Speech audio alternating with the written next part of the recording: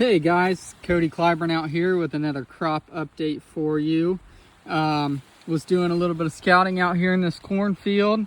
We are at V6, V7, and wanted to see if I could find some corn tassels. As you can see here, I was successful. So I dug back. I did not pull this plant up and cut it in half like some people do.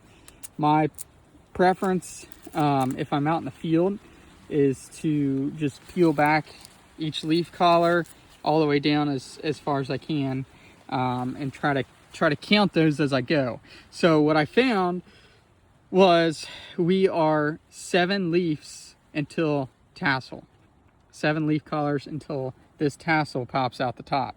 So at this point, we're here at the end of June. We've had some cool days, but we're next week going to be in the 90s every single day. Lows at night in the 70s, mid 70s. So we're going to be pretty warm. This corn is going to grow like crazy. So we're looking at, 2 to 3 days per leaf collar. So, we're 14 to 21 days away from R1 corn. Why does that matter? Well, there's a lot going on in this corn right now. Before I talk about that, first of all, I wanted to show you kind of another cool thing that I found when I was looking here. You can see maybe a little one there. If you see right there, and then here's another one right over here. If you can see that.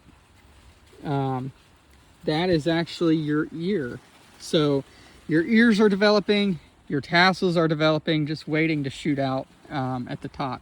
So like I said, it's June 25th today. We're 14 to 21 days away. So we're looking at right there in the middle of July. So why is that important? We need to make some decisions before we get to R1. So okay, are you making another application before we get to R1? Are you making an application at R1? Most guys are typically doing their fungicide at that time. Are you going to throw anything in the tank with your fungicide? Us here, we throw some micros in. We throw some biologicals in as well. So kind of some cool things that we're doing is we're taking tissue samples, sap samples, sending those off, seeing kind of what our nutrition level is at, see what this corn is lacking, and then we'll come back in, make a decision based on that.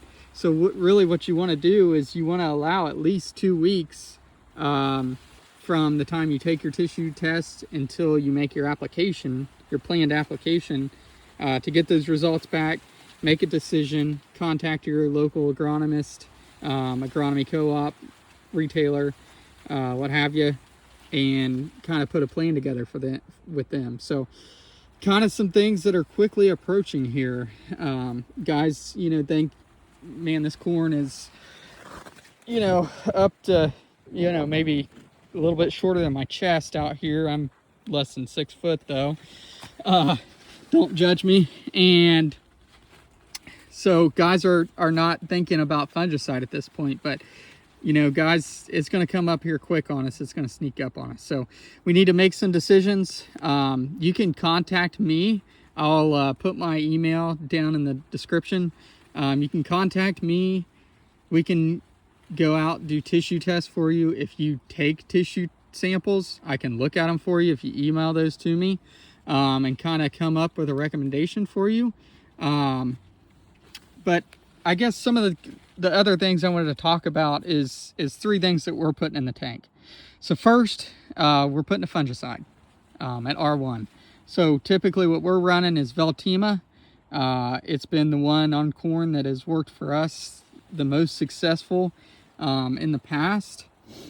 We're also putting in some micros, some nutrients. So we're putting in a product called Brant Smart KB. So that's got some boron in there. Boron's very vital for this corn plant at the R1 timing. Helps the pollination, helps the silking, all that good stuff. And we're also putting in some BW Fusion Amino. So what that product is, if I remember right, it's got some free amino acids in there. It also has a mix of, I think, a little bit of nitrogen, molybdenum, cobalt, and nickel. And so that nutrition package takes some of the stress off of this corn at this time. So you definitely don't want your corn plant to be stressed during pollination. So that kind of aids in that.